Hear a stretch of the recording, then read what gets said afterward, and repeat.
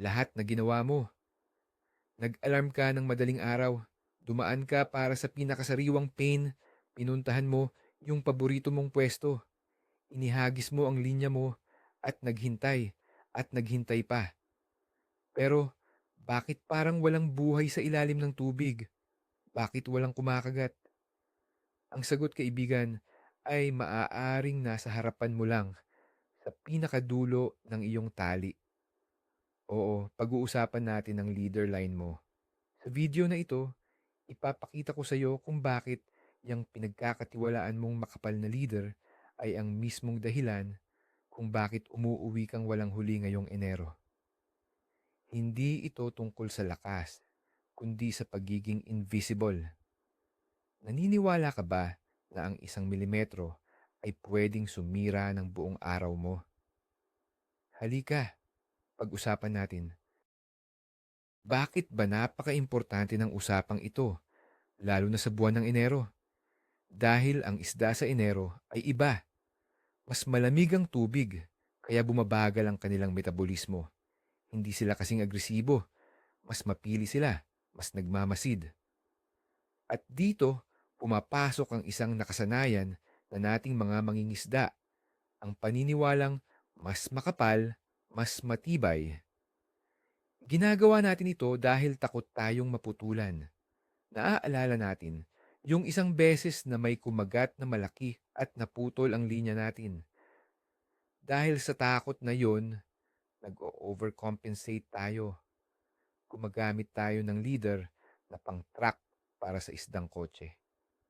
Ang hindi natin napapansin, dahil sa takot na mawalan ng isang isda, napakaraming kagat ang hindi man lang natin nararanasan. Unang-una, kailangan nating intindihin ang kalaban. Ang isda ng Enero ay parang isang matalinong general. Dahil mas mabagal ang kanilang pagkilos, mas marami silang oras para inspeksyonin ang pain mo. Ang tubig sa panahong ito ay madalas ding mas malinaw, lalo na kung hindi umuulan. Ibig sabihin, ang kanilang paningin, ang kanilang numero, unong sandata. Hindi sila basta-basta susunggaban ang anumang gumagalaw. Pag-aaralan nila ito. Titingnan nila kung may mali, kung may hindi natural, at ano ang pinaka-hindi natural na bagay na konektado sa isang masarap na bulate o hipon. Isang makapal at kitang-kitang tali. Isipin mo na lang na ikaw ang isda. Nakakita ka ng paborito mong pagkain, pero may nakakabit na alambre. Kakainin mo ba? Siyempre hindi. Ganoon mismo ang nangyayari sa ilalim ng tubig kapag masyadong makapal ang leader mo. Ngayon, pag-usapan natin ang papel ng leader line. Marami sa atin ang tingin dito ay simpleng koneksyon lang sa pagitan ng main line at ng pain. Isang piyesa na kailangang maging matibay para hindi maputol. Pero higit pa dyan ang trabaho nito. Ang leader line ay parte ng iyong presentasyon. Ito ang huling piyesa ng iyong sistema na nakikita ng isda. Kaya ang dalawang pangunahing trabaho nito ay, una, maging sapat na matibay para sa huli, at pangalawa, maging halos invisible para makuha mo ang kagat. Sa Enero, ang pangalawang trabaho, ang pagiging invisible, ay nagiging 10 beses na mas mahalaga kaysa sa tibay.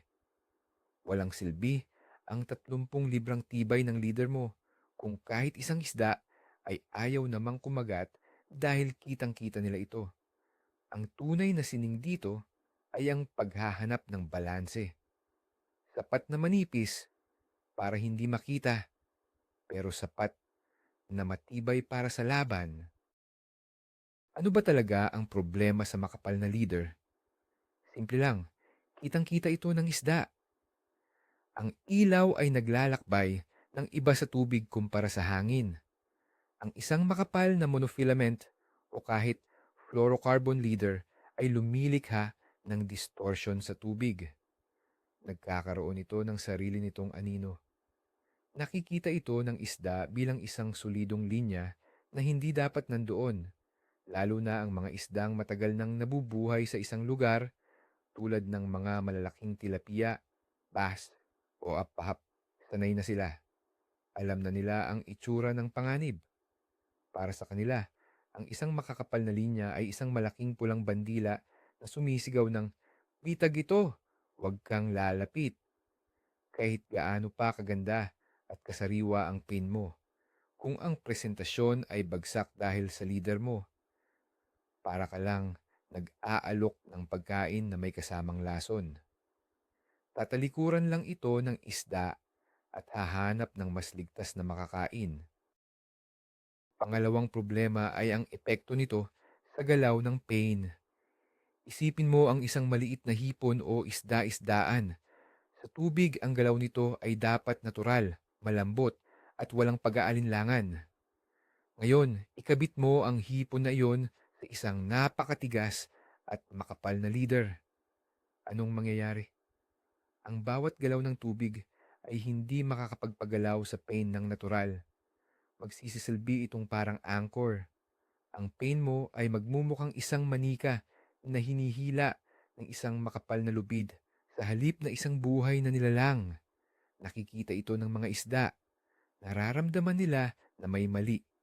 Ang isang maingat na isda ay hindi basta-basta susunggaban ang isang pain na mukhang kinokontrol.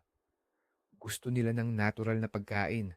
Ang manipis na leader ay nagbibigay ng mas maraming kalayaan sa pain mo para gumalaw ng natural na siyang nagtitrigger sa predatory instinct ng isda para kumagat. Heto ang isang konkretong halimbawa na siguradong naranasan na ng marami sa inyo. Maaga kang pumunta sa isang palaisdaan ng tilapia. Malinaw ang tubig at kitang-kita mo ang mga isda malalaki pa.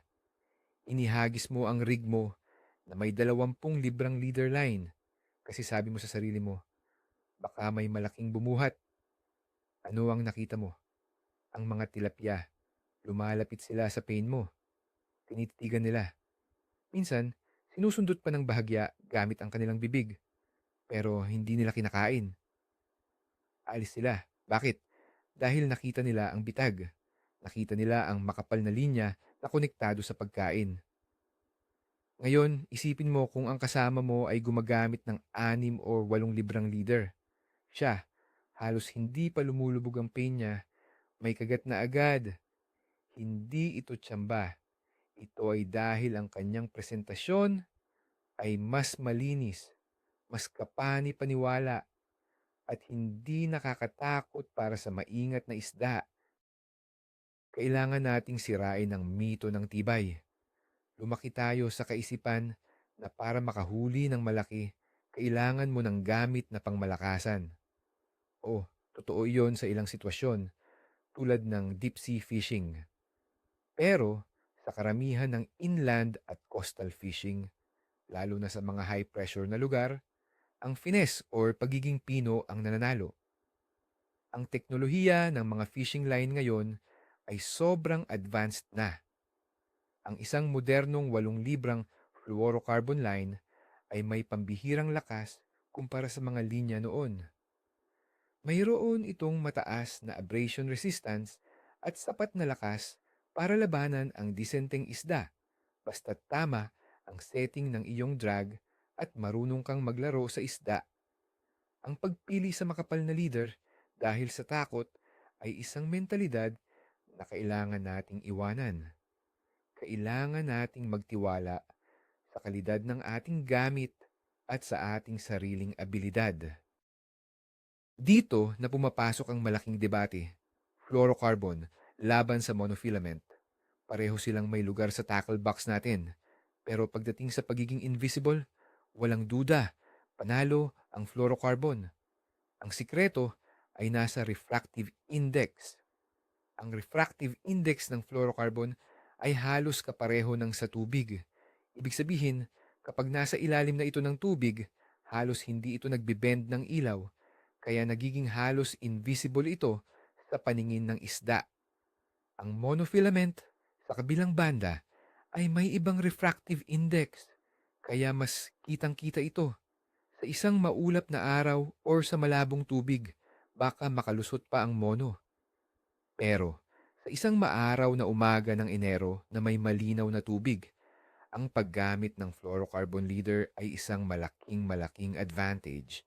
Ito ang iyong stealth mode laban sa mga matatalinong isda. Hayaan ninyong ikwento ko ang sarili kong karanasan. Dati katulad din ako ng marami. Ang gamit kong leader, laging 15 libra pataas. Ang dahilan ko, ayokong maputulan.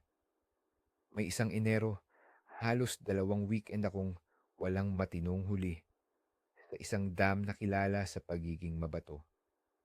Nagtataka ako kasi nakikita ko yung mga isda. Pagkatapos, may nakausap akong isang matandang mangingisda doon. Nakita niya ang rig ko at sinabi niya, "Iho, sinusubukan mo bang manghuli ng isda or manghila ng bangka?" Natawa ako. Sabi niya, "Subukan kong gumamit ng 8 librang leader. Nag-aalangan ako, pero sinubukan ko. Sa unang hagis ko pa lang, gamit ang manipis na leader, may bumira agad. Isang disenteng bass. Oo, mas matagal ang laban, mas maingat ako, pero nakuha ko siya. Doon nagbago ang lahat para sa akin. Ang leksyon, mas mabuti ng may laban kaysa sa walang kagat. Kailangan nating pag-usapan ang sikolohiya natin bilang mangingisda. Ang pinakamalaking hadlang sa paggamit ng manipis na leader ay hindi ang isda, kundi tayo mismo. Ang takot na maputulan ay napakalakas. Lahat tayo ayaw nating maranasan yung biglang lumuwag ang linya at alam nating nakawala yung malaki. Dahil sa takot na iyon, gumagawa tayo ng desisyon na base sa worst case scenario. Naghahanda tayo para sa pinakamalaking isda sa lawa kahit na ang kumakagat sa buong araw ay mga katamtamang laki lang. Ang resulta, nire-reject ng 99% ng isda ang pain natin dahil sa sobrang kapal ng ating gamit para lang maging handa sa 1% tsansa na makakuha ng monster fish. Kailangan nating baguhin ang ating mindset. Mag-focus tayo sa kung paano makakuha ng kagat muna bago tayo mag-alala sa kung paano ito ilalaban. Isipin natin ang visual na epekto nito mula sa pananaw ng isda. Nasa ilalim ka ng tubig, nakatingala. Ang sikat ng araw ay tumatagos mula sa itaas. Ngayon, may isang piraso ng pagkain na dahan-dahang bumabagsak. Mukhang masarap. Pero habang papalapit ito, napansin mo na may konektado itong linya na nagkakaroon ng anino sa ilalim. Ang anino na iyon ay isang malinaw na senyales ng panganib. Ang mga isda, lalo na ang mga mandaragit, ay nakaprogram sa kanilang DNA na maging sensitibo sa mga anino. Ang anino ng isang ibon sa ibabaw ng tubig ay sapat na para magtago sila. Ano pa kaya ang isang anino na direktang konektado sa kanilang potensyal na pagkain? Ang isang makapal na leader ay hindi lang nakikita, nagkakaroon din ito ng anino. Sa kabilang banda, ang isang manipis na fluorocarbon leader ay halos walang anino, kaya't mas mukha itong natural at hindi banta sa isda. Sige, paano na tayo pipili ng tamang kapal? Wala itong isang sagot na para sa lahat dahil depende ito sa target mong isda at sa lugar. Pero heto ang isang magandang panimula. Kung dati kang gumagamit ng 20 librang leader para sa bass o tilapia, subukan mong bumaba sa 10 o 12 libra. Kung ang target mo ay mas maliliit na isda sa ilog at dati kang gumagamit ng 10 libra, subukan mo ang 6 o kahit 4 na libra. Ang susi ay mag-eksperimento. Huwag kang matakot. Dalhin mo ang parehong setup, isang rod na may makapal na leader at isa na may manipis. Gamitin mo sila ng salitan. Tingnan mo kung alin ang mas maraming aksyon. Sa karamihan ng pagkakataon, lalo na sa Enero, magugulat ka sa resulta. Ang rod na may manipis na leader ang palaging magkakaroon ng mas maraming kagat. Tandaan, Ang layunin ay gamitin ang pinakamanipis na leader na kaya mong gamitin ng may kumpiyansa. Heto pa ang isang sitwasyon. Nangingisda ka sa isang ilog na may mabagal na agos at malinaw na tubig. Ang target mo ay mga biya o iba pang isda sa ilog. Kitang-kita mo sila. Inihagis mo ang iyong pain na may 15 librang leader. Nakikita mo ang reaksyon nila. Lalapit sila, pero biglang liliko at aalis. Parang may pader na hindi nakikita sa paligid ng pain mo. Ngayon, palitan natin ang leader. Naglagay ka ng 6 na librang fluorocarbon. Inihagis mo sa parehong lugar. Ang isda, lumapit ulit. Pero ngayon, walang pag-aalinlangan. Diretso nilang sinunggaba ng pain. Ano ang nagbago? Hindi ang pain, hindi ang lugar, hindi ang isda. Ang tanging nagbago ay ang iyong presentasyon. Ginawa mong mas kapani-paniwala ang alok mo sa pamamagitan ng pag-alis sa pinakamalaking hadlang, ang kitang-kitang linya. Ito ay isang malinaw na patunay na sa pangingisda, ang mga maliliit na detalye ang nagbibigay ng malalaking resulta. Napansin niyo ba kung bakit ang mga mangingisda na gumagamit ng light tackle or ultralight setup ay madalas na mas maraming nahuhuli kahit hindi laging malalaki? Ito ay dahil sa prinsipyo ng finesse. Ang buong sistema nila ay nakadisenyo para sa banayad at natural na presentasyon. Gumagamit sila ng manipis na braided line at syempre napakanipis na leader line, minsan 2 o 3 libra lang. Dahil dito, ang kanilang maliliit na pain ay gumagalaw na parang totoong buhay sa tubig. Hindi nila tinatakot ang mga isda. Sila ang kumakatawan sa pinakatumpak na aplikasyon ng konseptong ito. Hindi natin kailangang lahat mag-ultralight, pero marami tayong matututunan sa kanilang diskarte.